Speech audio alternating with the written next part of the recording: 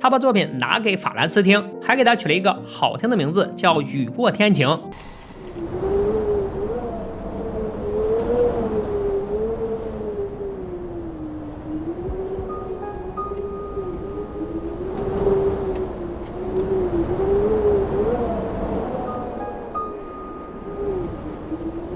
当画面变成声音，法兰斯仿佛听到了更多的事物：北风呼啸，倾盆大雨，滚滚雷声，雨后春笋，蜜蜂叮咛，向阳而生。这些声音让米可打开了一扇更大的窗户，也让他看到了更加宽广的世界。